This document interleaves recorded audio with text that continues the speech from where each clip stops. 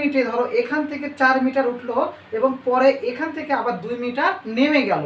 হ্যাঁ, তাহলে দ্বিতীয় মিনিটে কি হলো? এই দ্বিতীয় মিনিটে কি করতে হবে?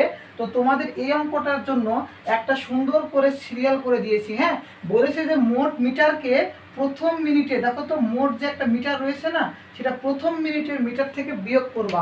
তো এইটা করবা তোমরা হচ্ছে 2 নম্বর স্টেপে। কয় নাম্বার বললাম? 2 নাম্বার। ওকে, তো দেখো তো বলা হলো যে 1 মিনিটে ওঠে 4 মিটার এবং পরের মিনিট মানে দ্বিতীয় মিনিটে সেটা 2 মিটার নামে। তাহলে বললাম প্রথম ও দ্বিতীয় মিনিটের ওঠার দূরত্বের পার্থক্য করবা। হ্যাঁ, তো বলা হলো যে প্রথম মিনিটে উঠে কত মিটার বলো তো?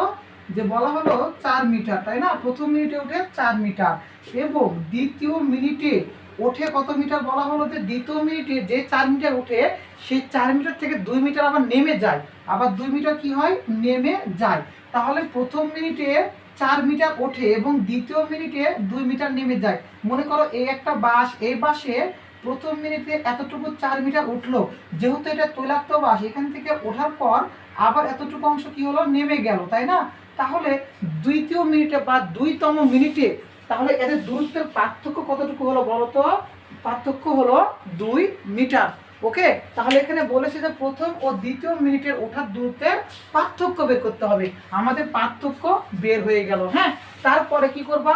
পার্থক্য যতটুকু থাকবে তার দ্বিতীয় মিনিট দ্বারা কাউন্ট করতে হবে। পার্থক্য আমাদের কতটুকু ছিল বলতো? পার্থক্য ছিল 2 মিটার। সেটা কাউন্ট করব কত দ্বারা? দ্বিতীয় মিনিট দ্বারা কাউন্ট করব। ওকে, তো দেখো তো এখানে যে লেখো যে, হ্যাঁ লেখো এখানে, তাহলে 2 মিটার ওঠে কয় মিনিটে বলো তো?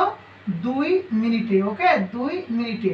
তোমার মনে করো যে বলা হতো যদি প্রথম মিনিটে 5 মিটার ওঠে এবং পরের মিনিটে 2 মিটার নেমে যায়, তাহলে দূরত্বের পার্থক্য দ্বিতীয় মিনিটে কত হবে? 5 থেকে 2 বাদ দিলে 3। তাহলে এখানে লিখতা 3 মিটার ওঠে 2 মিনিটে।